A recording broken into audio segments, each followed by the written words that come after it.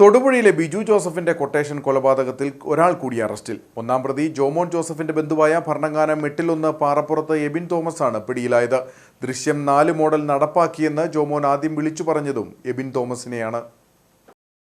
കേസിലെ ഒന്നാം പ്രതി ജോമോൻ ജോസഫിന്റെ ബന്ധുവായ എബിൻ തോമസ് ആണ് പിടിയിലായത്. കഴിഞ്ഞ ദിവസമാണ് ഇയാളെ കസ്റ്റഡിയിലെടുത്തത്.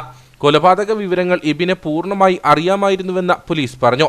ജോമോന് സാമ്പത്തിക സഹായവും എബിൻ നൽകിയിട്ടുണ്ട്. ബിജു ജോസഫിനെ തട്ടിക്കൊണ്ടുപോകുന്നതും കൊലപ്പെടുത്തിയതും മൃതദേഹം കുഴിച്ചിട്ടതും എബിന് അറിയാമായിരുന്നു. കൊലപാതകത്തിന് ശേഷം ജോമോൻ ഫോണിൽ വിളിച്ച് ദൃശ്യം 4 മോഡൽ നടപ്പാക്കിയെന്ന് പറഞ്ഞതും എബിനോടാണ്. ഇതിന്റെ കോൾ റെക്കോർഡ് പോലീസിന് ലഭിച്ചിരുന്നു. ഈ ഓഡിയോ പരിശോധിച്ച പോലീസ് സംസാരിച്ചത് ഇവർ രണ്ടുപേരുമാണെന്ന് സ്ഥിരീകരിക്കുകയും ചെയ്തു. ഗൂഢാലോചന കുറ്റം ചുമത്തിയാണ് എബിനെ പ്രതി ചേർത്തത്. അതേസമയം ജോമോന്റെ ഭാര്യ ഒളിവിൽ തുടരുകയാണ്.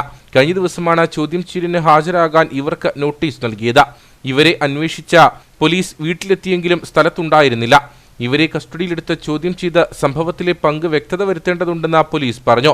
ബിജുവിന്റെ മൃതദേഹം ഇവർ കണ്ടതാണെന്നും കിടപ്പുമുറിയിലെ രക്തക്കറ കഴുകിക്കളഞ്ഞത് ഇവരാണെന്നുമാണ് വിവരം. പോലീസ് അറസ്റ്റ് ചെയ്ത എബിനെ കോടതിയിൽ ഹാജരാക്കി റിമാൻഡ് ചെയ്തു.